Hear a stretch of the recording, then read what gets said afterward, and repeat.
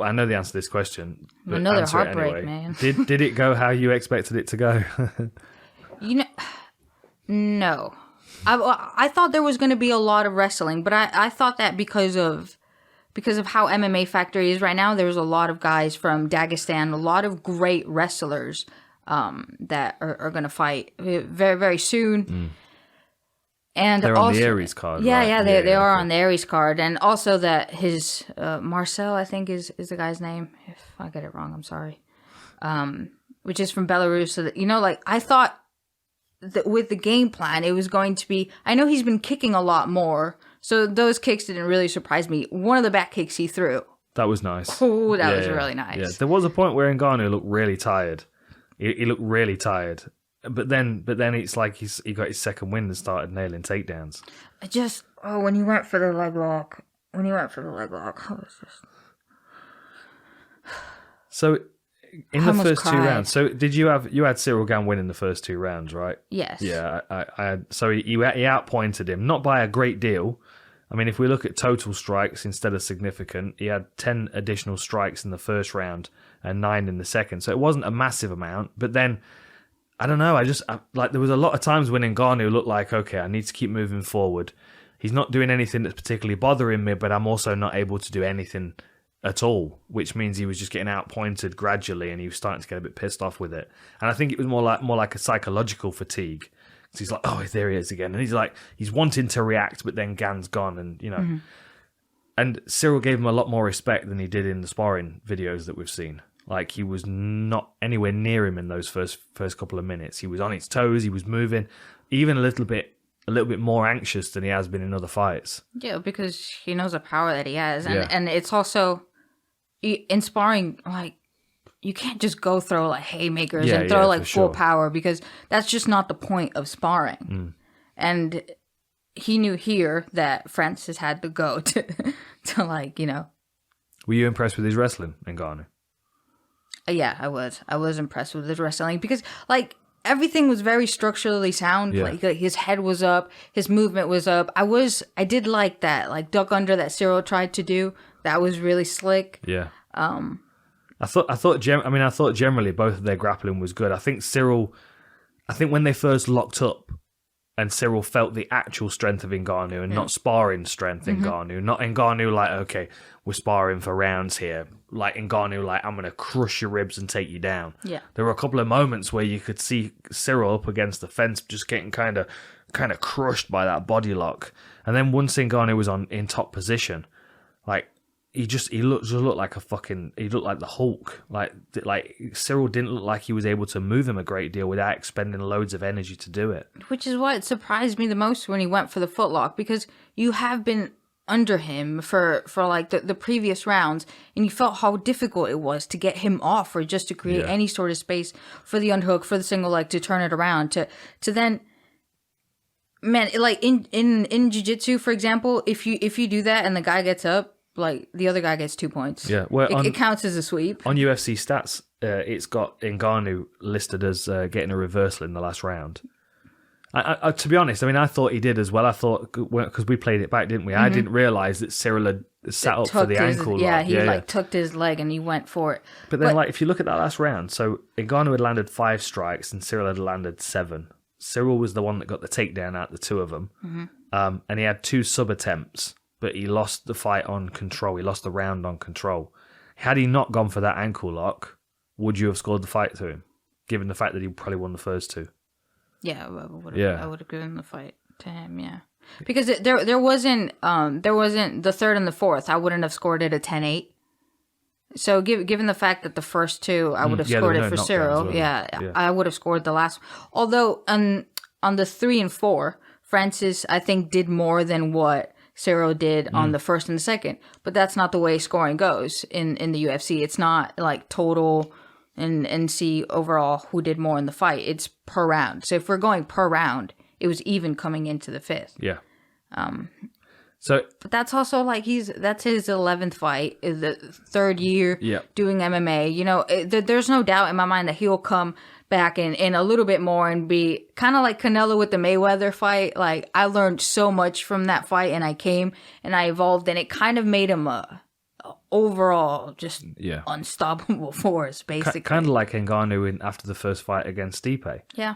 So, do you think Gan wins in a rematch if the rematch happens immediately? If they fought straight away again, do you think Gan learned enough in that fight to come back and beat him straight away, or does he have to go away and get more skills to beat him? Because I think he was the more skilled fighter going in. I think he may have underestimated how actually physically strong Ngannou is, and also how good his wrestling is. Yeah, but I was not expecting him to. I mean, what did he do? 5, 6 takedowns in the whole fight? Like when he got it and just slammed it, you just have to. The thing is with double legs, and not all of them, but some takedowns. Man, when people like drive their shoulder right here, it takes the wind out of you, and you're just thinking like, my chest is broken, I can't breathe, and you just like discouraged from everything in life. Yeah. And he's not heavy and soft like Roy Nelson either. Like he's heavy and made out of rock as well. I mean, but it wasn't even just that. Like that was good timing. He caught it and he elevated him and took him down. But like the technical wrestling was really nice as well. Like and even the control on the ground, like binding the wrist once he'd taken him down. Yeah, like he did that a couple of 3 times. It's clear whatever they're doing in Ngannou's training camp is working really well, and they need to stick at it. But it looks like they've given him like.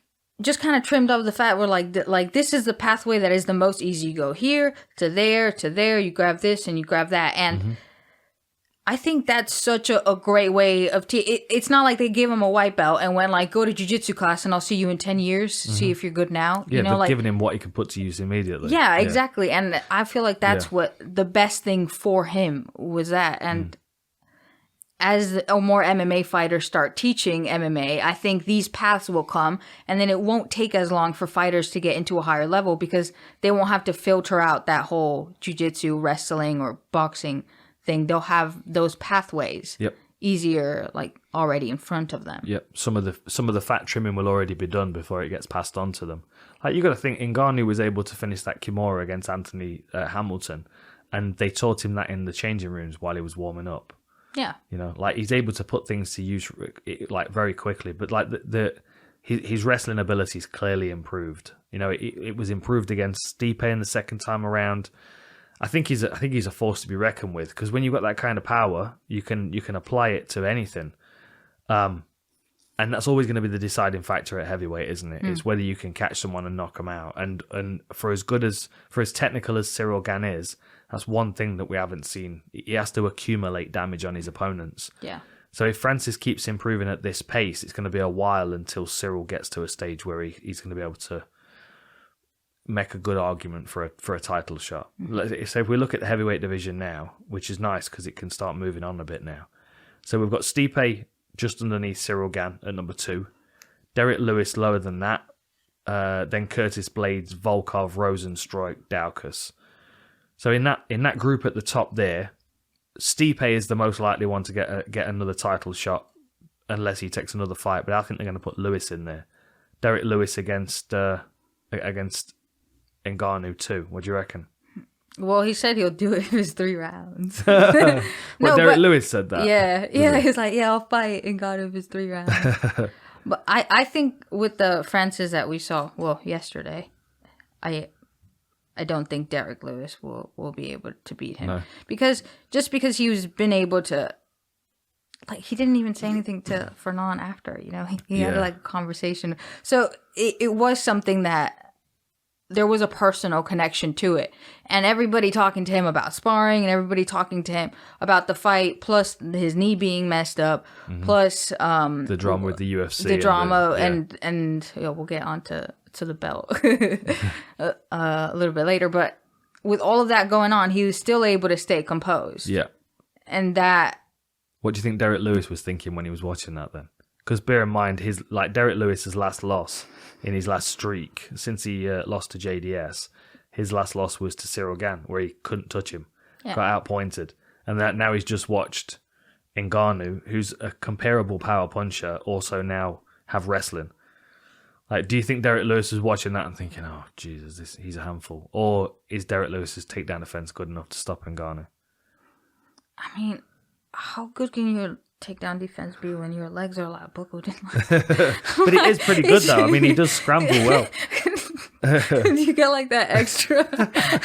I don't know. It looks to me like, yeah, no. So you think Ngannou beats him then? Do you? Do you think he beats Stipe the next time around as well? Yeah, I think he beats Stipe the next time around as well. I think Ngannou's the best. I think Gan has the best chance of beating Ngannou out of everybody in this division right now. Maybe there's an argument for John Jones coming in because that's a fight that we all want to see. And I think that's maybe why there's a little bit of like, I'm not sure with the next, because he knew that the next fight is going to be John Jones. If it's John Jones, he needs paying for it because there's a lot of money being made. And if he was still under that same contract, maybe he wouldn't have, been able to like argue that money. So maybe it's the foresight of seeing that that's the next possible fight. Because if you look at the division, there's not really any that could outdo this fight, I think, in interest. No. Because, I don't think anybody wants to see Derek Lewis and Francis again, unless it's different from the first fight. I don't think you can sell the Stipe fight because Stipe's not been back in there since they fought last. I think Stipe would have done well to have a fight against someone to line himself up.